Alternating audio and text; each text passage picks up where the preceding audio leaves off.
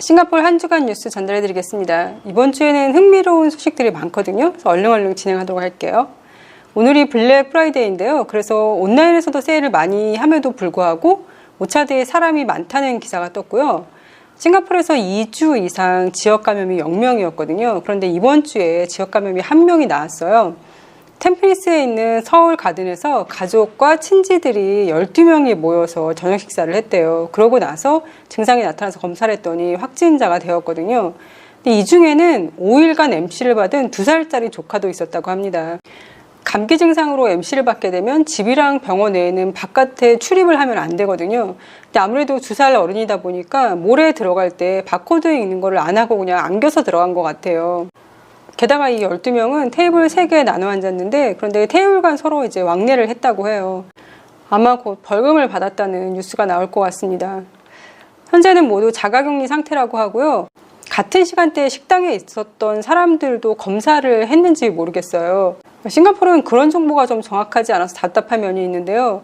8월인가 9월까지만 해도 가족 중에 누가 확진자가 나와도 나머지 가족들은 증상이 없으면 검사를 하는 게 아니라 그냥 자가격리를 했었거든요. 지금은 가족들 중에 누가 확진자가 나오면 가족들 모두 검사를 받는 것 같은데요. 이렇게 한 공간에서 누군가 나왔을 때 그 공간에 있던 사람들이 모두 검사를 받는지는 아직 정확히 모르겠습니다. 결국 소독하느라고 서울 가든도 문 닫았고요. 언제 열지는 나중에 알려준다고 합니다. 싱가포르하고 홍콩이 자유여행이 이제 열린다고 했었잖아요. 근데 그게 원래 지난주 일요일부터 시작되는 거였거든요. 근데 홍콩에서 갑자기 코로나 환자들이 막 생기기 시작한 거예요. 처음에는 그럼에도 불구하고 일요일날 예정대로 여행을 시작하겠다라고 얘기를 했었거든요. 그런데 바로 그 다음날 2주 연기가 됐다고 발표를 했습니다.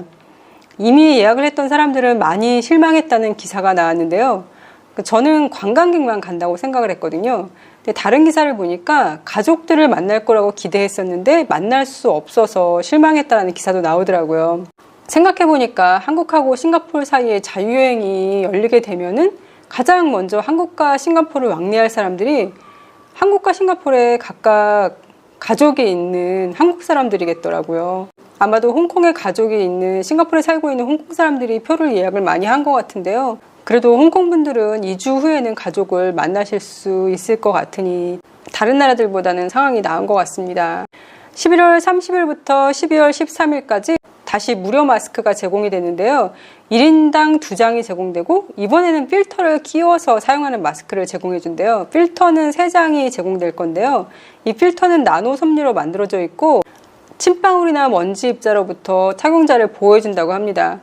예전 것들은 30번만 빨라고 했거든요. 30번 빨면 더 이상 사용하지 말라고 했는데 이번 거는 50회 세탁이 가능하다고 하고요. 세탁을 할 때 마스크에서 필터를 제거한 후 마스크 필터를 각각 따로 세탁을 하라고 합니다. 물론 세탁기에 돌리면 안 되고 손빨래를 하셔야 되고요. 버스 인터체인지, 커뮤니티 센터, 테마스ek 샵하우스, 싱가포르 플라자 등에서 배포될 예정이고요. 마스크 사이즈가 이번에는 4가지 사이즈로 나오는데요. 소형, 중형, 대형, 엑스트라로 나오는데요. 8세 이하의 소형 사이즈는 커뮤니티 센터와 싱가포르 플라자 광장, 테마스ek 샵하우스에서만 제공된다고 합니다. stayprepared.sg 마스크에 들어가시면 어떤 사이즈를 어떻게 골라야 되는지 설명이 자세히 나와 있고요. 그리고 한 사이즈 큰 걸로 고르시는 게 더 낫다고 하더라고요. 싱가포르는 5인 이상 모이면 안 되는데요. 싱가포르의 한 섬에서 12명이 모여서 놀다가 그 중에 한 명이 또 SNS에다 사진을 올린 거예요. 그래서 한 명은 이미 3,000불 벌금을 선고받았었고 나머지 5명도 이번에 3,000불 벌금을 선고받았는데요. 곧 나머지 사람들도 벌금이 선고된다고 합니다. 이들은 법을 어긴 본인들의 행동을 후회할까요? 아니면 SNS에 사진을 올린 그 친구를 원망할까요? 매년 차이니즈 뉴 이어가 되면 차이나타운에서 바자가 항상 열렸거든요. 근데 내년에는 이 바자가 코로나 때문에 취소되었다고 합니다. 가뜩이나 관광객이 없어서 그 차이나타운 가면은 기념품 파는 샵들이 많이 있거든요. 그 샵들이 거의 다 문이 닫혀 있던데 이 바자까지 취소가 돼서 많이들 힘드실 것 같아요. 이번 주에 파시리스에서는 저녁에 산책을 하던 한 여성이 갑자기 튀어나온 멧돼지 공격을 받아서 꽤 많은 반울수를 꿰매는 사고가 있었고요. 그리고 우빈섬에서는 어떤 여성이 자전거를 타고 가는데 자전거 앞에 바구니에 음식이 들어있는 비닐봉지가 있었던 거예요. 근데 정말 커다란 멧돼지가 와서 그 음식을 가져가려고 계속 그 자전거 앞을 막 공격은 아닌데 어쨌든 공격하는 것처럼 막 달라붙는 거예요. 자전거 앞에. 그 여성분은 깜짝 놀랐는데도 자전거는 놓지 않고 계속 붙잡고 계시더라고요. 어쨌든 그 멧돼지가 비닐봉지를 갖고 숲으로 도망을 갔어요. 그래서 야생동물을 만났을 때 무엇을 해야 하는지에 대한 기사가 나왔거든요. 멧돼지를 만났을 때는 침착함을 유지하고 그 마주친 멧돼지로부터 천천히 벗어나라고 합니다. 먹이를 주거나 접근하지 않는 게 중요하고 이 멧돼지를 코너로 몰거나 자극을 하지 않는 게 중요하대요. 특히나 새끼 돼지가 있는 성인 멧돼지 경우에는 새끼를 보호하기 위해서 잠재적으로 더 많은 위험성을 가지고 있다고 합니다. 싱가포르의 어퍼 톰슨에 가면은 원숭이들 무리가 있는 거를 자주 볼 수 있는데요. 비닐봉지나 종이봉투 안에 들어있는 음식들을 뺏기 위해서 때때로 공격적인 행동을 보인다고 합니다. 원숭이와 마주치는 사람은 차분하고 조용해야 하며 갑작스러운 움직임을 자제해야 하고 원숭이랑 눈이 마주치지 말라고 해요. 그 원숭이의 흥미를 끌 물건을 이렇게 바깥에 가지고 다니지 말고 숨기거나 아니면 아예 가지고 다니지 말라고 합니다. 뱀을 마주친 사람은 스스로 뱀을 잡으려고 하거나 죽이려고 하지 말고요. 1800-476-1600에 전화를 걸어서 전문가한테 요청을 하거나 9783-7782가 야생동물 구조 한라인이래요. 여기에는 24시간 전화를 할 수 있다고 합니다. 프랑스에서 테러가 많이 발생했었잖아요. 거기에 따른 치안 강화 노력의 일환으로 37명을 조사하고 16명의 외국인이 추방됐다고 합니다. 이 조사된 사람은 싱가포르인이 14명이고 외국인들이 23명인데요. 과격한 성향을 드러냈거나 폭력을 부추기거나 공동체의 불안을 조장하는 발언을 했다고 싱가포르 정부가 밝혔거든요. 대다수는 프랑스 교사의 그 참수가 있은 다음에 여러 이슬람 사람들이 어떤 테러를 일으키거나 공격을 하거나 했잖아요. 그런 거에 대해서 굉장한 지지를 보내는 발언을 했고 몇몇 사람들은 이슬람교들을 경멸하는 발언을 했다고 합니다. 싱가포르는 다른 종교에 대해서 경멸하는 발언을 해도 법에 저촉이 되거든요. 방글라데시인 15명과 말레이시아 1명은 조사를 마치고 본국으로 송환이 됐고요. 아직 조사받고 있는 사람들 중 방글라데시 건설 노동자가 있는데요. 이 사람도 2018년부터 IS를 온라인에 소개하는 일부터 시작을 했대요. 주로 본인이 온라인에서 발견한 내용을, 영어로 되어 있는 내용을 이제 벵갈어로 바꿔서 본인의 SNS에 올리는 일을 했다고 합니다. 그러면서 방글라데시 이슬람교들이 무장하도록 부추겼다고 얘기를 하고 있어요. 방글라데시로 귀국한 후에는 힌두 경찰관에 대한 공격에 사용하려고 접이식 칼을 구입했다고 합니다. 하지만 소셜미디어에서만 그 사람의 급진성을 드러냈었고 주변 동료들 중에는 아무도 그가 그런 류의 사람이라고 눈치챈 사람은 없었다고 해요. 이 사건이 일어나자 외국인 노동자들한테 경고성 뉴스도 떴는데요. 폭력을 선동하는 어떠한 조치에 대해서도 무관용 법칙으로 나가겠다 했고요. 소셜미디어에서 활동하는 것도 마찬가지라고 경고했습니다. 조사받은 사람들이 37명이라고 하는데 이 사람들 다 지금 소셜미디어에 어떤 본인들이 올린 발언들 때문에 조사를 받은 거거든요. 싱가포르에서는 초등학교 6년을 마치면서 PSL이라고 초등학교 졸업시험을 봐요. 그 졸업시험 결과에 따라서 이제 중학교에 들어가게 되는데요. 그 PSL 결과를 나눠주는 날이 초등학교의 정말 마지막 날이 되는 거예요. 보통은 커다란 홀에 모여서 한 학년이 전부 다 모이고 그리고 부모님들도 참석해서 여러 가지 행사도 하고 그리고 PSL 결과도 나눠주고 하거든요.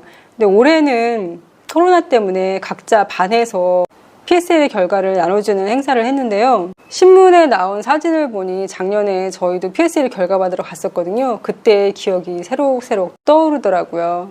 올해는 특히나 코로나 때문에 마음고생도 많고 더 힘들었을 텐데 수고한 아이들과 옆에서 바라보시느라고 고생하신 부모님들 모두 수고 많으셨습니다. 올해 PSL을 친 아이 중에 결과를 받지 못하고 암으로 투병하다가 수술 합병증으로 하늘나라에 간 아이가 있었어요.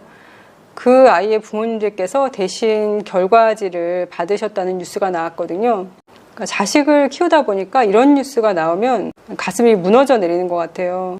부디 하늘나라에서 더 이상 아프지 말고 편안하게 행복하게 잘 살았으면 좋겠고요. 부모님께서는 그 아픔을 평생 안고 살아가셔야 할 텐데 그래도 몸 건강히 조금씩 슬픔을 이겨나가시면서 잘 사시길 바랍니다. 싱가포르 국립도서관에는 더 리틀 북박스라는 프로그램이 있는데요. 만 4세에서 만 9세 아이들을 대상으로 하는 프로그램인데요. 한 달에 10불, 70불 내면은 책 8권을 큐레이터 분들이 선정을 해가지고 집으로 배달을 해주는 거예요. 픽션이랑 넌픽션이랑 섞어서 아이들이 꼭 읽어야 할 만한 책들을 선정해서 보내준다고 하거든요. 한번 가입을 하면 무조건 3개월은 신청을 해야 되는 거고요. 제가 그래서 궁금해서 사이트 들어가 봤더니 이미 올해 신청은 다 끝났고요. 내년 1월 1일 날 다시 또 새로운 신청을 받는다고 합니다. nlb.gov.sg에서 신청하실 수 있는데요.